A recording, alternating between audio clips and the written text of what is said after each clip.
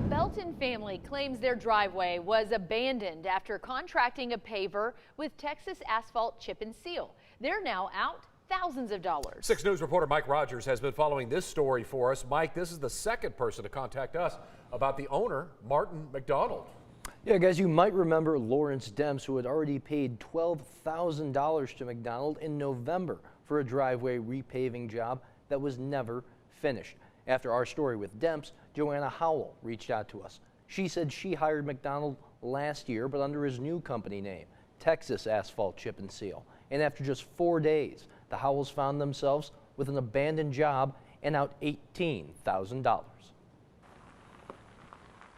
Joanna Howell wanted a dream driveway to the dream house in Belton she and her husband built, but for over a year. It's been a nightmare. Howell said she contacted Texas Asphalt Chip and Seal from a Facebook ad in January, and the owner, Martin McDonald, told them about a special, $18,000 for their whole driveway, and he'd use materials from a job they had in Fort Hood.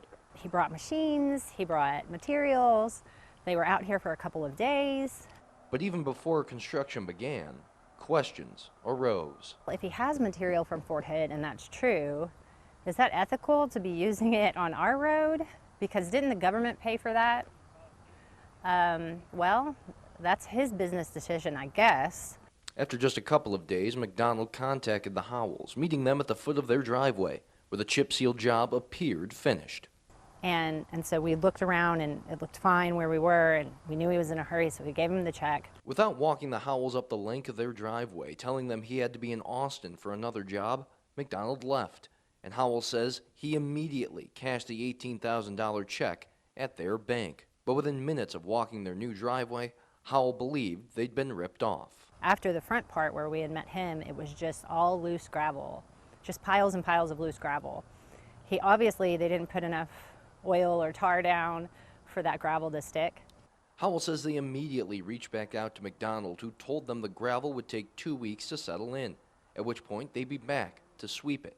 Now 2 weeks have turned into 3 months. It's almost as if he planned to meet us at the front where he knew it looked better, or there was some kind of city standard meaning that public road. Howell said after weeks of calls and texts to McDonald had gone unanswered, they got a second opinion on his work. That's when they were told the work they'd already paid for was, quote, terrible, and would take another $30,000 just to undo, putting their dream house and dream driveway on hold. It's just really disappointing that it looks like this. Howell says they've contacted their attorney, who has been unable to get a hold of McDonald, as well as filed a report with the Belton Police Department. But the questions of why this happened still lingers.